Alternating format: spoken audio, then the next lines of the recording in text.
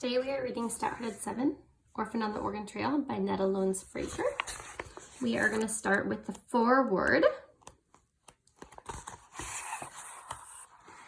Many children lost their parents on the journey across the plains during the western migration of the last century.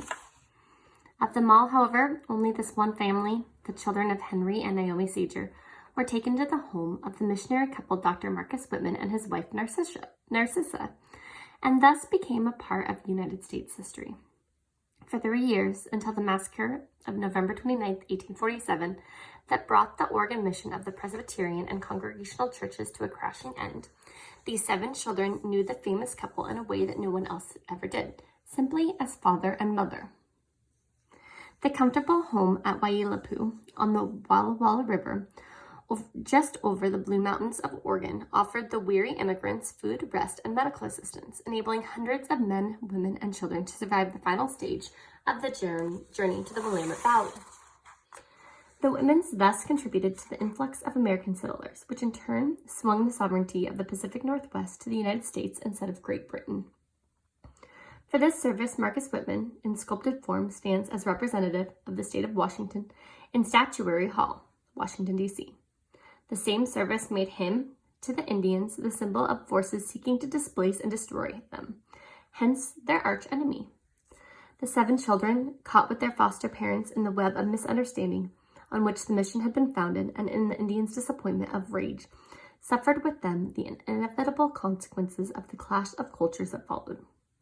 Several novelists, in writing the Sager stories, have wandered so far from the truth as to have the children abandoned on the Oregon Trail after the deaths of their parents and forced to walk barefoot, one 3 years old, one with a broken leg, the 500 miles through the sagebrush desert of the southern Idaho, and over the Blue Mountains to the Whitman mission, the older boy carrying the 4-month-old infant and dragging the cow behind him. Obviously, no such ridiculous things was possible, nor did it happen. Far from being abandoned, the Sager children were practically adopted by the members of the wagon train and tenderly escorted to the Whitman home. They and their descendants, down to the present time, have always cherished the memory of these kindly persons.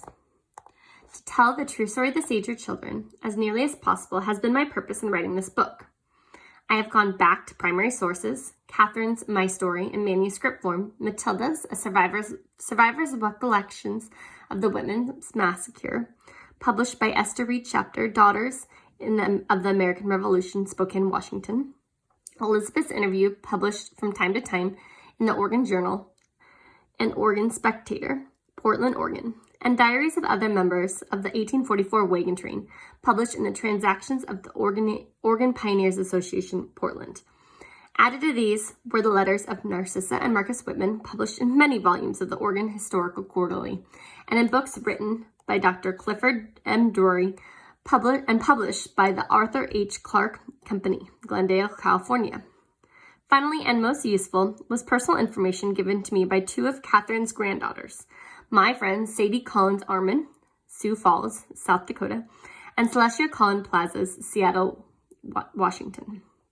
Except for the necessary invention of dialogue and scenes, and an occasional shift in sequence to satisfy the needs of the story, all events in this book were related by one or more of the sisters, by the Whitmans, or other contemporary persons in conversations, letters, or diaries. I am indebted to the Library of Whitman College, Walla Walla, Washington, for its use of valuable collection